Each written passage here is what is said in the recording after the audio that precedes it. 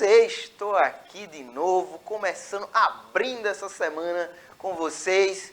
Professor Armando Pérez, nós vamos ter aula hoje, né, tradicionalmente, de Geografia e Sustentabilidade. Eu vou fazer um suspense, vou apresentar aqui primeiro, né, a nossa intérprete, Késia, está aí com a gente, né, tornando a nossa aula mais acessível. Mandar um abraço para Billy e para Dalila, que estão aí na técnica, deixando tudo aí hiper organizado. E aí, será que ele veio hoje? Será que o menino do rostinho veio hoje? Corta pra lá, Billy, pro rapaz, dá um bom dia. Olha só aí, pessoal, chegando em sua tela, o rapaz, ó, professor Gilson Soares, rostinho lindo, estava com saudades aqui de trabalhar Geografia e Sustentabilidade junto com vocês.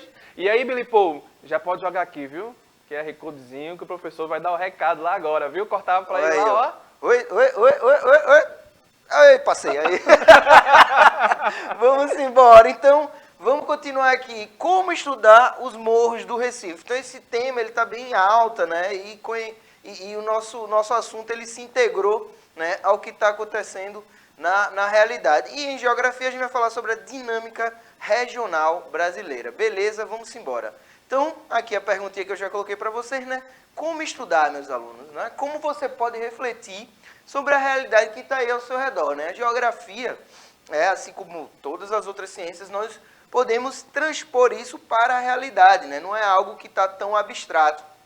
Então, o objetivo dessa aula é que você preste atenção para tentar identificar esses fatores ao seu redor, aí, na sua vivência, no seu dia a dia, né? Na nossa cidade. Então, primeiro é importante entender que para estudar, né, os morros do Recife, é preciso conhecer os processos de transformação, ou seja, entender que esse relevo ele não é algo que está parado no tempo, né? As dinâmicas elas vão acontecendo e as composições são diferentes, né? Então você vai ter os morros da região norte do Recife, da zona norte do Recife, vão ter uma característica, os morros da zona sul do Recife vão ter outras características, né?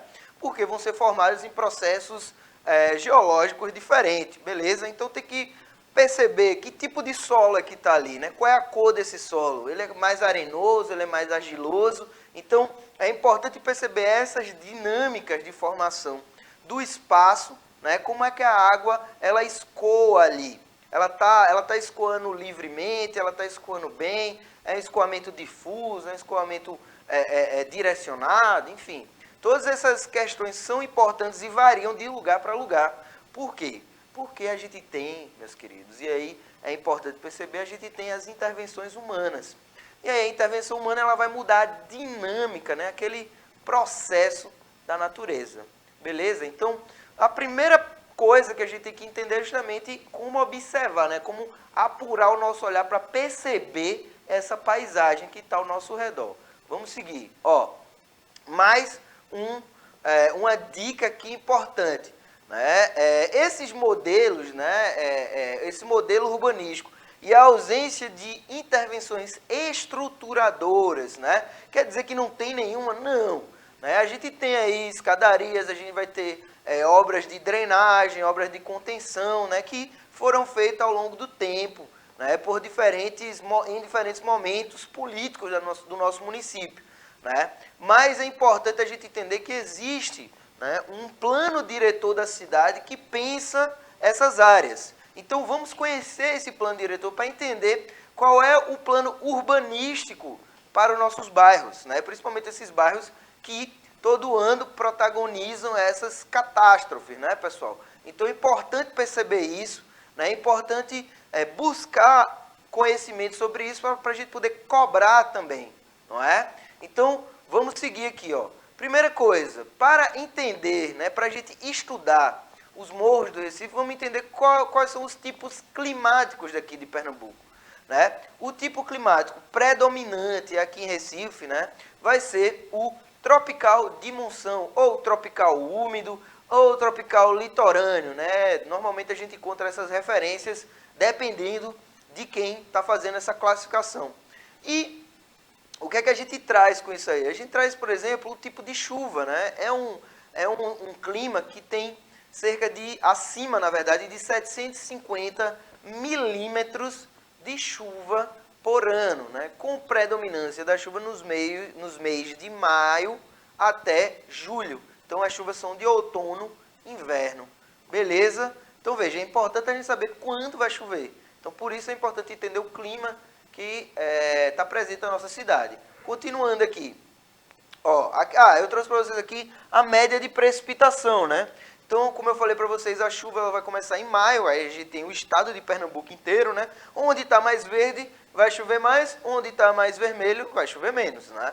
Então, a gente vê que a área litorânea, por essa questão de maritimidade, por essa proximidade com o mar, vai receber mais umidade e, consequentemente, vai ter uma média de chuva maior, né? Aí, no caso, está em cerca de entre 250 e 300 milímetros no mês de maio. Então, isso aí é uma média que é feita a partir do estudo de vários anos consecutivos. Beleza, pessoal? Tranquilo? Vamos continuar aqui, ó. Eita, aqui, pronto.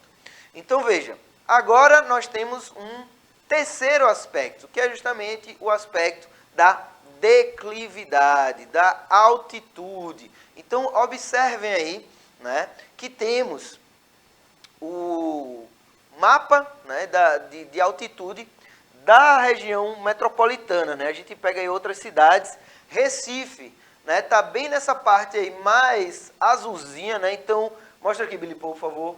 Então, aqui, ó, nessa região aqui, a gente tem, por exemplo, o bairro do Recife, a Madalena, Prado, Cidade Universitária, Iputinga, Caxangá, tá toda nesse setor aqui, ó. Aqui do outro lado, Apipucos, né? E aí você vê que é tudo margeado de morro, né? Aqui a gente tem Totó, Tegipió, Barro, não é?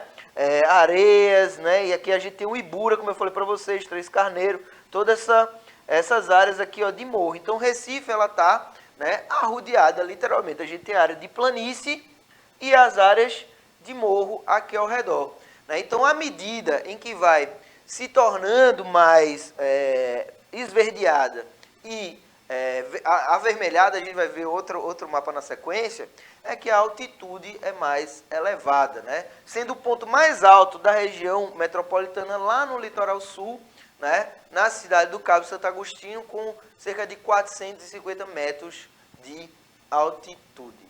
Beleza, pessoal? Lembrando que a altitude é acima do nível do mar. Então, Recife, nessa região aqui, ela está ao nível do mar, muitas vezes até rebaixado. Beleza? A gente vai ter outro mapa aqui, ó, que vai mostrar uma área mais adentrada, né? Então, aqui a gente tem a Guabiraba, né? Aqui nessa região, já começando uma área mais elevada. Aqui a gente tem, né, a aldeia, né? Então, não dá para ver o limite político, né, entre os municípios, porque isso aqui é um mapa que está levando em consideração características naturais. E observem, ó, isso aqui é o Vale do Rio, né? Isso aqui é o Vale do Rio, aqui São Lourenço da Mata, aqui é a terra do professor Gilson Soares, o território, o lugar, né, de vivência, lembrando aí os conceitos geográficos. Então, vamos adiantar aqui, ó. No Recife, a gente tem cerca de 3/4 da região metropolitana composta de morro. Como vocês viram, né, uma área bastante considerável é a área de morro daqui da cidade, né? Essas encostas, né, elas são mais suscetíveis quando ocupadas. Por quê? Ora, porque a gente vai ter a retirada da vegetação, a gente vai ter um desequilíbrio na dinâmica natural que ocorre ali há milhões de anos, né? Então, todo esse processo ele vai ser alterado com a presença humana, que normalmente é uma presença o quê? Estável, não é uma presença fixa, vai estar ali alterando constantemente esse fluxo, impedindo a natureza de fluir como ela vinha fluir naturalmente. Então, qual é a grande contradição disso aí? A contradição é o seguinte: pode ocupar a região de morro? Pode, porém utilizando técnicas adequadas. E por que a gente não tem técnicas adequadas? Porque justamente a população que ocupa é a população que tem menos acesso a essas técnicas, que vai utilizar muito mais de conhecimento empírico, né? Que é justamente o conhecimento que a pessoa leva ali da vida do dia a dia, só que desconsidera algumas especificidades, né, dali do território. Uma dessas relações é justamente o hábito de plantar bananeira em região de encosta, não é? Porque a bananeira, né, não, professor Gilson? Exato. Raiz curta, né, professor? Fala aí, mostra aí para Gilson. Ele aí, ó, tá rapaz, pensando nas bananeiras. A bananeira, né, tem a raiz curta, professor. Aí quando aquele solo ali está encharcado, não vai ter aquela segurabilidade do solo. A raiz dela não vai fixar aquele solo ali. Então, ó, vai-se embora junto, ladeira abaixo, professor. É isso. A gente vai ver também, né, na nossa próxima aula, a gente vai ter uma aula sobre esse tema. E aí nessa aula a gente vai ver mais especificamente essas questões, né? A raiz dela também, ela se forma assim, ó, em V. Isso. Aí vai canalizando a água ali para baixo, favorecendo, né, a retirada do material. Então, ó, para a gente fechar aqui nossa aula de hoje, eu trouxe aqui um mapinha, né, uma foto de satélite, na verdade, que tem aí, que dá para a gente visualizar como é que estão organizados esses morros aí, né? Então, observa aí que essa área verde, né, pegando aqui com a área que a gente já falou, Dois Unidos, né, Água Fria, Vasco da Gama, Linha do Tiro, né, todos esses bairros, todos esses territórios, né, têm, em alguma medida, áreas elevadas, né? Então, é uma área de possibilidade de ocupação que, historicamente, está ocupada. E aí, professor, por que essa área ali ainda está verde, hein? Por quê, pessoal? E aí é onde vem a questão da sustentabilidade. É nessas áreas de morro que a gente tem muitas nascentes, né? Que a gente tem áreas de mata ciliar. Então, existem nessas áreas também áreas de proteção ambiental. Por quê? Porque é importante para manter o abastecimento de água mineral, por exemplo, né? Muitas das indústrias, né, de água mineral daqui, da região metropolitana, estão localizadas justamente nessa área aqui, né, Guabiraba, Muribeca e por aí vai, nessa região. Muribeca não, né? Muribeca também, isso né? mesmo. Estado da Muribeca, é isso mesmo. Pau-Ferro, né? Pau-Ferro é a zona rural. Pois é, quase que eu falava o nome de uma. Beleza? Então, pessoal, ó, vamos passando aqui que ele tá com saudade, como ele disse, né? Ele vem aí de um tempo, né, pegando aí um banco e agora vai voltar à titularidade.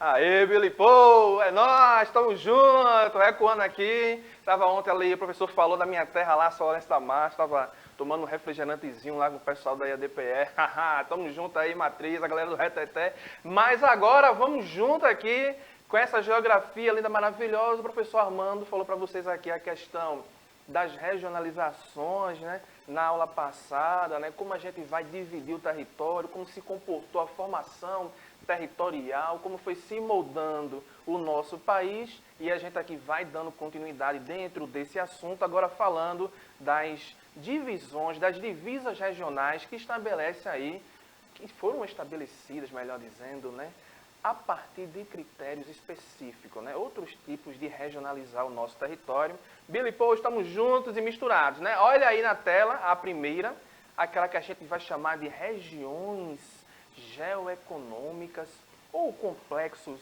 regionais, essa aí que foi estabelecida lá atrás, no ano de 1967, pelo geógrafo lá Pedro Pinchas, né? E aí ele vai pegar esses outros critérios para estabelecer essas regiões. Já vem um mapazinho aqui para vocês verem, tá? Aí, olha ali, Billy Paul, o complexo regional reflete os resultados da integração econômica e impulsionado pela aglomeração industrial do Sudeste. Então, aquela região sudeste ali do país, né? Eita, Rio de Janeiro, Terra Boa, São Paulo, tá Minas Gerais também, viu? Feijão tropeiro é bom, viu? Mas aí é uma região, né, que ao longo dos anos, no nosso processo histórico, teve essa maior concentração das indústrias, né? Naquela região que teve o maior desenvolvimento industrial, atraindo bastante aquela população de outras regiões para ir trabalhar lá, e aí, através desse processo, vem essa regionalização que vai se dividir, está ali na tela, em 3. As regiões geoeconômicas vão ser quais? Ó? A Amazônia, que vai estar dentro daquilo que a gente vai chamar de Amazônia Legal. Nós temos o nosso queridíssimo Nordeste e o Centro-Sul. Mas reparem ali, ó, as fronteiras do complexo não são as fronteiras políticos-administrativas do Estado. Então, vocês sabem, né, que nós, os seres humanos, né, temos toda essa questão da divisa do território, né? Território, conceito geográfico, né? Ligado à questão do que? Poder, posse. Essa área aqui pertence a você. Então nós vamos ter lá, né? Na região norte, Acre, Amazonas, eita, Roraima, Rondônia, Pará. É uma região bastante bonita, com os estados estabelecidos por essas divisões geoeconômicas, vê só, hein? Essas divisões políticos administrativas, mas aí vocês vão ver no mapa, ó, olha só, olha a região da Amazônia, tá vendo? Ó, não vai se respeitar essa divisão política administrativa, né? Já são os outros critérios. Aí divide o país em três, ó. Lá do outro lado da Amazônia, que na tela está pintada até de amarelo, né? O nosso queridíssimo Nordeste e o Centro-Sul. Quando eu falei Amazônia legal, né? Aquela questão da floresta, né? Que se passa além das fronteiras do estado do Amazonas. Aí, ó, o primeiro complexo da Amazônia tem lá, ó, domínio amazônico, fronteiras de expansão da economia nacional, olha só agora o que é que chega, ó, e os problemas para desenvolver e preservar o maior bioma do mundo. Então nós vamos ter o quê? Ó? A expansão da economia através dessas fronteiras, as atividades, né, da agroindústria, né, da agropecuária. Tem essa questão do desenvolvimento, mas nós temos também do outro lado o bioma. As características principais já chega aqui na sua tela. Mas aí, ó, tem que haver essa questão sustentável para conciliar uma coisa com uma outra. Para que a ação humana não venha degradar aquele bioma de uma forma bem incisiva e aí causar danos àquela nossa queridíssima região, à nossa queridíssima floresta. Aí, ó, o complexo do Nordeste, que nós temos um termozinho que vai chegar na sua tela aí, ó, a região com pior índice de desenvolvimento humano. Eita, professor, o que é índice de desenvolvimento humano, né? O quanto aquela população ali está se desenvolvendo, medindo ali o que? Riqueza, alfabetização, educação, natalidade, tudo isso está dentro desse índice de desenvolvimento humano e ali, ó, o crescimento econômico acelerou em alguns estados ultimamente. Aí nós temos aquelas capitais, né, que são os destaques aqui da nossa região. Tem até a galera que fala assim, a trinca. Alô, professor Zé Bona, viu? Você fala bastante dessa trinca, né? Geógrafo, ó, Rochedo, tamo junto, hein? Você sempre fala nas suas aulas, hein, Zé Bona? Eu tô acompanhando, viu? Salvador, Recife e lá em cima, hein? Estadozinho, eita, Fortaleza, Ceará, terra boa. E aí eu espero que você venha aqui nos visitar, meu querido. Você fala tanto aqui da nossa região, vem aqui nos visitar. Então, essas cidades também começaram a se desenvolver economicamente, né? Com várias indústrias, setor de turismo, vários outros aspectos que fizeram com que aquele pessoal que tinha saído daqui regressar e aí encontrar essas fontes de trabalho também por aqui. Então, ó, Centro-Sul, Billy Paul, olha aí, ó, representando a fusão do quê? Ó? Do Sudeste Industrial e Financeiro. O Sul, ó, lá embaixo, agrícola e industrial. E também o quê? Ó, tendo vários problemas aí sociais, né? Tem toda a questão do desenvolvimento, mas aí todo esse contingente populacional também vai dar reflexo aos problemas sociais. Aí, ó, como violência, a poluição ambiental, a falta de moradia, né? Toda aquela questão que a gente já falou aqui em aulas passadas do êxodo rural, a população que chega nesses grandes centros urbanos, aí não se adequa, né, àquelas situações, não encontra ali trabalhos que lhe forneçam uma situação de vida melhor, aí vão lá morar o que? À margem desse grande centro urbano, né? Não se limita lá. Temos aqui os exemplos, o professor Armando acabou de falar aqui da questão da ocupação dos morros, né? Então, seja, todo esse crescimento populacional ali em torno dessa cidade se organizando ali de uma forma descontrolada, desorganizada, né? O professor Armando até falou, né? Chegando lá e construindo bem avulso, né? Então, seja, eita, que dá, né? Aí começa a cavalar, né? Do pé da barreira, aquela coisa toda. Não analisou o solo, não analisou a inclinação daquele terreno que estava por ali. Aí mais na frente vem todo aquele reflexo negativo. Olha aqui agora o que a gente estava falando, ó. Nossa queridíssima Amazônia, detendo aí, ó, 58% do território brasileiro. Aí tem aquelas características principais, né? A gente já falou aqui que o solo é raso, né? Não é um solo tão profundo, né? Sendo assim, tem a questão de improdutivo. Aí se lembra lá que o professor Armando até citou para vocês, então como é que aquela floresta lá vai se desenvolver? Aí tem toda aquela questão da decomposição, né? Das folhas, a questão da matéria orgânica, né? Dos animais, os humus, né? As minhoquinhas, os insetos, trazendo toda essa questão da fertilidade naquele solo, para que a floresta se desenvolva. Professor Gilson, Diga, fale. vou dar uma dica aqui que eu vi esse final de semana. Tem um Fale. documentário aí na locadora vermelha de filmes, se eu sabe qual é. Fungos Fantásticos. Fungos Fantásticos, é sério, é muito importante isso aí que o professor Gilson falou, de como é que a floresta se desenvolve e tal. Então as pesquisas elas avançaram para perceber a importância dos fungos, né, justamente na comunicação entre as árvores, né, entre uma árvore e outra. Então fica essa dica, Fungos Fantásticos. Pois é, toda aquela floresta nossa equatorial gigante, né, que tem aqueles problemas das queimadas, né, do extrativismo por cima da floresta, degradando o nosso queridíssimo bioma. Olha aqui os aspectos humanos, ó. Olha aí, tem uma baixa densidade, né? Território nortista é grande, mas a concentração populacional ainda é baixa, né? E a economia aí, ó, baseada no extrativismo mineral e vegetal. Tem um destaquezinho ali, né, para a Zona Franca de Manaus, né, um polo industrial, né, importante para aquela região com bastante população indígena lá, viu? Olha aqui, ó, a outra divisa regional que a gente chega no nosso queridíssimo Nordeste. Nós vamos ter a nossa região nordestina e aí, ó, dividido nesses 4 complexos que vocês veem aí na sua tela. A nossa faixa mais litorânea aqui, ó, beirando o nosso queridíssimo oceano, a nossa zona da mata, onde nós estamos aqui inseridos. Avançou um pouco, ó, chegamos no Agreste, fazendo aí essa faixa de transição entre a zona da mata e o meio norte. E aí lá no final, o nosso queridíssimo meio norte, tá vendo só o nosso sertão aqui no meio? Eita lá, Petrolina, Juazeiro, eita, terra boa, viu? O Agreste também é bom, né? Com essa transição aí do sertão com a nossa queridíssima zona da mata, mas aí, Garanhuns, eita lá, é a terra boa, viu? Enfim, não vamos aqui entrar nas belezas... Se emocionar muito não, né? Exatamente. Vamos segurar essa emoção. Ainda é segunda-feira, vamos segurar essa emoção. Não vamos aqui se emocionar, mas aí, ó, aí esse aspecto da nossa queridíssima zona da mata, que a gente está inserido, né?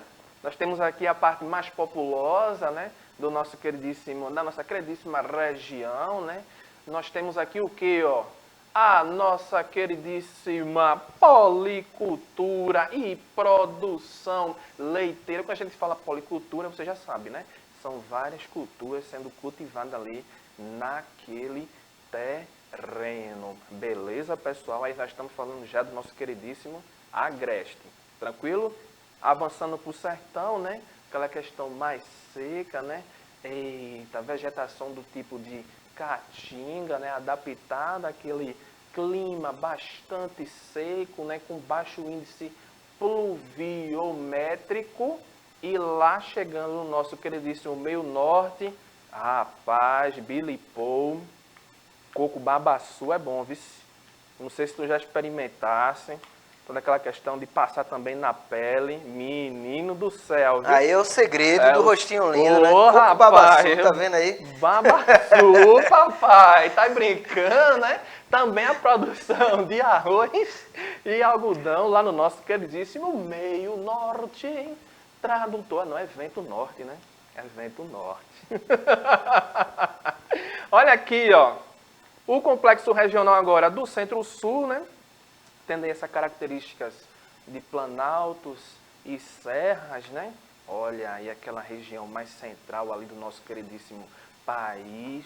Nós vamos ter também aqui agora chegando mais para baixo um clima mais tropical e subtropical. No subtropical aquele bem mais frio, né? Bem mais lá no sul do nosso país.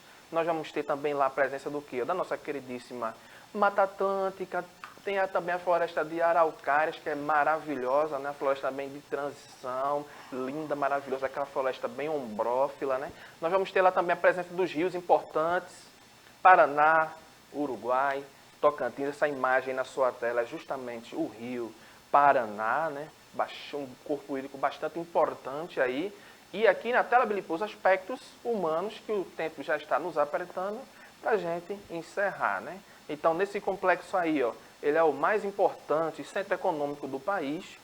E aí nós vamos ter mais de 60% da população brasileira concentrada ali, ó. Nós vamos ter presença de imigrantes na população. Eita, professor, migrantes, ficou na dúvida? Próxima aula a gente fala para não comer o tempo dessa, tá? Olha ali, as principais atividades. Nós vamos ter o quê, ó? A economia baseada na mineração, eita, Minas Gerais, terra boa, a indústria petroquímica, automobilística, tecnologia, agricultura de exportação e também do setor de serviço. Esse negócio de imigrante, professor, dá até um comprimidozinho daqui. Não dá o quê? Olha aqui na tela. Então você agora já sabe como estudar os morros aqui da nossa queridíssima cidade, capital recifense. E também entende aí a dinâmica regional brasileira. Então agora você vai aí dialogar com seus colegas de classe, com seus professores. Se você quiser aqui, ficou alguma dúvida, pode assistir essa aula mais uma vez lá no nosso canal do YouTube. À tarde tem a reprise aqui na TV Nova Nordeste a partir das 2 horas. Você pode deixar anotado tudo direitinho, manda um comentário, entra em contato conosco. Tem um aplicativo e a gente vai estar aqui à disposição para tirar as suas dúvidas. E o professor Armando ali já vai se despedindo. Beleza, Gilson. Valeu, bom estar aqui com vocês nessa segunda-feira. Lembrando que ontem, dia 5 de junho, é comemorado o Dia Internacional do Meio Ambiente, pessoal. Então, vamos estar conscientes sobre o nosso papel nisso aí. Beleza? Valeu, um abraço, boa semana. Beleza, pessoal? Semana que vem tem mais Geografia e Sustentabilidade aqui para vocês. Forte abraço, 7º ano. Valeu, Billy Paul, Dalila, é nóis!